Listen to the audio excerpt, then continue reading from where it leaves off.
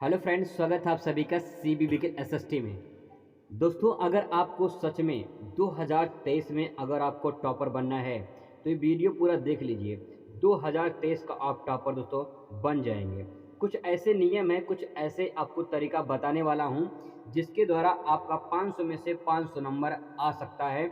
अगर ये आप टिप्स फॉलो कर लेते हैं तो गारंटी है 100% की कि आप जो है 2023 में टॉपर बन जाएंगे। दोस्तों, आपको जो मैं तरीका बताने वाला हूँ ये मैंने अपने कई सालों में कई लोगों को बताया है और उनको बहुत फ़ायदा हुआ है। तो अगर आप इसे फॉलो कर लेते हैं तो आपको भी 2023 में फ़ायदा मिलने वाला है। चलिए शुरुआत करते हैं। कैसे हम 500 में से 500 नंबर पा सकते हैं। अगर 500 नंबर में से 500 नहीं आता है तो इसके करीब कैसे पहुंच सकते हैं, पूरा विस्तार से दोस्तों आपको कंप्लीट बताने वाला हूं। तो चलिए शुरुआत करते हैं। दोस्तों, ये वीडियो है क्लास 12th के लिए और जिनका सब्जेक्ट है आर्ट साइज, ठीक है, उनके लिए बहुत ही बेहतरीन तरीका उसको आपको बताने वाला हूँ कैसे आप आर्ट साइज में जो है अच्छे नंबर ला सकते हैं। यहाँ तक कि 500 करीब पहुँच सकते हैं। दोस्तों, आर्ट साइज में जो आपकी कला वर्ग में सब्जेक्ट होते हैं, ये कुछ सब्जेक्ट होते हैं: हिंदी, भूगोल, समाजशास्त्र, इतिहास, कला, राजनीति विज्ञान, गृह विज्ञान, अर्थशास्त्र। तो ये कुछ सब्जेक्ट होते हैं, इसी वजह से आपको 5 सब्जेक्ट लेना होता है और 5 सब्जेक्ट आपका होगा, ठीक है। किसी का इसमें जो है इंग्लिश भी होगा, क्योंकि आर्ट साइज में इंग्लिश भी लोग लेते हैं, तो आपका इंग्लिश भी किसी का होगा, ठीक है। अब दोस्तों, ये कुछ सब्जेक्ट होते हैं जिन्हें में से आपका सब्जेक्ट 5 सब्जेक्ट होगा। मैं कुछ सब्जेक्ट के बारे में दोस्तों को पहले बता दूं ताकि जो है आपका जो 500 नंबर आने वाला है वो 500 नंबर कैसे फिक्स होगा उसके बारे में ध्यान से समझने की कोशिश करिए। पहले बताता हूँ आपको भूगोल के बारे में, फिर हम आपको बारी बारी से एक एक करके आपको बताऊंगा। तो पहले बात करते हैं दोस्तों भूगोल के बारे में कि कैसे हम भूगोल में जो है अच्छा नंबर ला सकते हैं। दोस्तों, हर एक एक सब्जेक्ट का बहुत बड़ा रोल प्ले करता है। हर सब्जेक्ट का अपना एक नंबर होता है। अगर आपके 5 सब्जेक्ट हैं तो पाँचों सब्जेक्ट आपका 100-100 नंबर का होगा, तब जाके आपका पूरा 500 पूर्णांक बनता है। इसीलिए आप जितने सब्जेक्ट लिए हैं, 5 सब्जेक्ट मतलब इन पाँचों सब्जेक्ट का एक एक सब्जेक्ट का महत्व होता है। दोस्तों, बात करें भूगोल की, तो भूगोल में देखिए आपको कैसी क्वेश्चन आंसर लिखना है उसका मैं तरीका बता रहा हूँ। दोस्तों, अगर भूगोल की बात करें तो बिना मैपिंग के भूगोल सब्जेक्ट अधूरा माना जाता है। अगर आपको मैपिंग नहीं आती है तो कुछ प्रैक्टिस कर लीजिए, क्योंकि अभी दोस्तों टाइम आपके पास बहुत ज़्यादा है। अगर आप चाहेंगे तो मैपिंग थोड़ा बहुत बनाना आ जाएगा आपको। टूटा फूटा कुछ भी बनाना अगर आपको आ गया तो आपको अच्छे नंबर मिलने वाले हैं।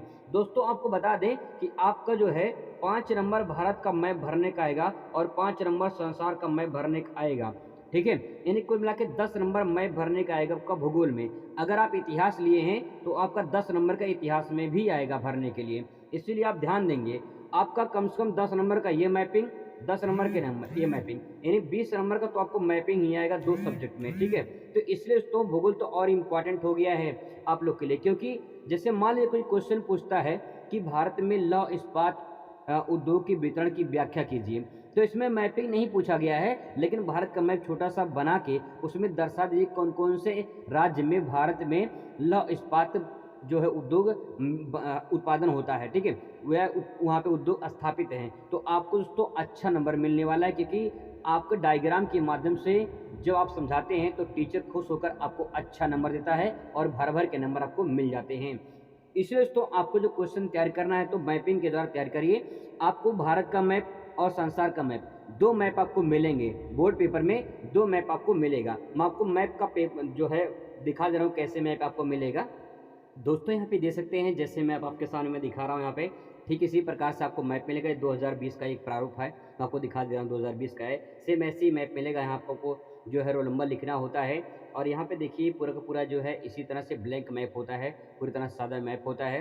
यहाँ पे केवल परीक्षकों के लिए, मतलब कि आप लोग के लिए कुछ नहीं भरना है। जो भी आपका क्वेश्चन रहेगा, क्वेश्चन का आंसर जो आप यहाँ पे सही किए रहेंगे, आप यहाँ पे आपको नंबर मिल जाएगा। तो इस तरह से एक मैप होता है जो आपको मैप यहाँ पे आपको मिलता है। तो अगर आप दोस्तों मैप बनाते हैं, डायग्राम बनाते हैं, तो आपको बहुत बड़ा बेनिफिट मिलता है। अब दोस्तों बात करते हैं यहाँ पे एक सब्जेक्ट के समाजशास्त्र के। समाजशास्त्र में क्या होता है कि यहाँ पे देखिए, समाजशास्त्र की अगर बात करें तो यहाँ पे, तो इसमें क्या होता है, समाज, ठीक है। तो इसमें हमें समाज के बारे में लिखना होता है। अब देखिए 2 चीज़ें हैं, आप चाहे शहर में रहते हो चाहे गांव में रहते हो, आपका शहर में गांव में दोनों जगह समाज स्थापित होता है। अगर दोस्तों समाज की बात करें तो शहर में समाज कैसे रहता है, गाँव में कैसे रहता है, उन्हीं की बातों को आपको लिखना होता है। कुछ ऐसे नियम, कुछ ऐसे तरीके होते हैं जिन्हें आप फॉलो कर।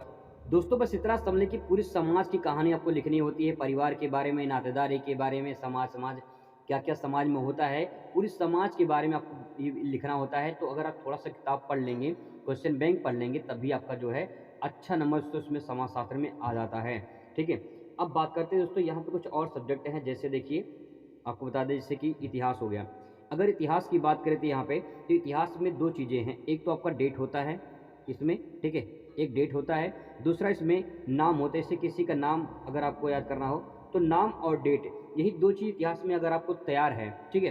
कि कौन-सी घटना कब घटी थी, जैसे पानीपत का प्रथम युद्ध कब हुआ था, ठीक है? सिंधु घाटी सभ्यता कब जो है उसके जो उत्खनन हुआ था, कौन-कौन से कहाँ पे हुआ था। तो अगर तो आपको ये चीज़ पता है, तो आपको आसानी से जो है आपको अच्छा नंबर मिल जाता है। 2 चीज़ आपको ध्यान रखना है, डेट और उसका नाम। जैसे नाम में जैसे कोई भी नाम हो, जैसे किसी की लड़ाई हुई थी, किसके लड़ाई कब हुई थी और किसके बीच में हुई थी, तो जिन कब हुई थी वो उसका नाम ध्यान रखना है और कब हुआ था उसका डेट ध्यान रखना है।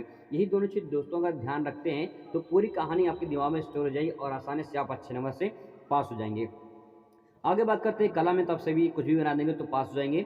राजनीति विज्ञान में थोड़ा-सा आपको पढ़ना पड़ेगा कि राजनीति विज्ञान जो 12 वाला है, ठीक है? इसमें लगभग-लगभग 90% इतिहास का है समझ लीजिए, ठीक है? राजनीति है बट इतिहास का है उसमें, ठीक है? तो आपको इसको ध्यान से थोड़ा-सा पढ़ना है। गृह विज्ञान और अर्थशास्त्र जो है, ये जो है आपका सब्जेक्ट जो होता है गृह विज्ञान तो लड़कियों के लिए है। बात करें अर्थशास्त्र की, तो अर्थशास्त्र में जो है आपको थोड़ा-सा पढ़ना पड़ेगा क्योंकि इसमें जो है कुछ मैथ के पोर्शन भी होते हैं, जिसमें न्यूमेरिकल हल करना होता है थोड़ा-सा, तो डायग्राम वगैरह होता है, तो इसे आपको ध्यान से पढ़ना होगा, ठीक है? तो दोस्तों ये कुछ सब्जेक्ट हैं जिन्हें आपको फॉलो करना है। अब मैं कुछ आपको बात बता रहा हूँ जिससे आप जो है अच्छे नंबर से पास हो सकते हैं।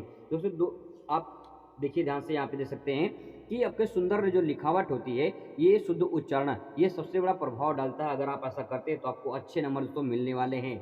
दूसरा तरीका दोस्तों ये है कि जिनको सही से छोटा-बड़ा लिखना नहीं आता है, वो भी फर्स्ट डिवीज़न में पास हुए हैं, तो आप जो है अगर उनसे बेहतर हैं, तो आप अच्छे नंबर से पास हो सकते हैं। आपका नाम अगले लिस्ट में होगा टॉपर बनने में, जो आपकी नाम होगा वो टॉपर आप बन सकते हैं। इसके बाद तो है इसमें कि जो भी आप पढ़ें उसे रिवाइज़ ज़रूर करें एक बार, ठीक है? जो भी आप पढ़े हैं उसे रिवाइज़ एक बार ज़रूर कर लें ताकि आपको वो चीज़ याद रहे। जो चीज़ पढ़ते हैं लोग वही भूल जाते हैं, तो इसीलिए आपको अच्छा है कि कम पढ़िए लेकिन उसको रिवाइज़ करिए ताकि आपको चीज़ याद रहे। ध्यान रखिए जो क्वेश्चन लिखिए तो उसका आंसर लिखने वक़्त जो है आपको मैपिंग, डायग्राम, चित्र का प्रयोग ज़रूर करना है, ठीक है? कोशिश करिए कि अपना जितना मैपिंग, डायग्राम, चित्र के माध्यम से समझाने की कोशिश करेंगे, आपको दोस्तों अच्छा नंबर मिल जाएगा। देखिए, हार्ड वर्क नहीं इस टाइम पे चाहिए, आपको स्मार्ट वर्क चाहिए। अगर आप स्मार्ट वर्क करेंगे, तो दोस्तों गारंटी है कि आपको स्मार्ट वर्क में आपको अच्छा नंबर मिल जाएगा। ध्यान रखेंगे कि जो लोग अगर हार्ड वर्क करते हैं, जैसे ठेला चलाने वाला बहुत हार्ड वर्क करता है, बहुत मेहनत करता है, लेकिन वो सफल नहीं है। स्मार्ट वर्क अगर आप करते हैं, स्मार्ट वर्क मतलब कि अपने दिमाग से काम करते हैं, तो आप अच्छे नंबर दोस्तों पा सकते हैं। कैसे क्वेश्चन को जो है उसको बना के आपको लिखना है एग्ज़ाम में, अगर आपको तैयार नहीं है, तो उसको कैसे बना के लिखना है। आर्ट में जैसे समाजशास्त्र है, इतिहास है, भूगोल है, इसके बारे में दोस्तों अगर आपको लिखना है बना के, तो अगर आप स्मार्ट वर्क से पढ़े हैं, तो आप जो है स्मार्ट वर्क करके अच्छा नंबर उसको पा सकते हैं। सुंदर और स्वच्छ लिखावट भी आपको बहुत अच्छा प्रभाव डालता है, मैंने आपको बता दिया। दूसरी बात दोस्तों ये है कि आपके अंदर जुनून होना चाहिए कुछ करने की, कुछ बनने की और कुछ करने की चाहत होनी चाहिए। जब चाहत होगा, जुनून होगा, तो आपका जो है टॉपर बनने से कोई रोक नहीं पाएगा, आप भी टॉपर बन जाएँगे। दोस्तों ये कुछ नियम है, कुछ टिप्स है, अगर आप इसे फॉलो कर लेते हैं तो आपको फ़ायदा ज़रूर होगा। ये बात ध्यान रखेंगे, जो आपका विषय है उसे थोड़ा पढ़ लीजिए, थोड़ा बहुत पढ़ लीजिए ताकि जो है आपका 100% तो गारंटी बता रहा हूँ कि आपका अच्छे नंबर से पास हो जाएँगे। जो भी आप पढ़े हैं, ठीक है? थोड़ा पढ़ लीजिए जो विषय आपका है। इसके बाद जो भी आप पढ़े हैं उसे छाप दीजिए पूरी कॉपी में।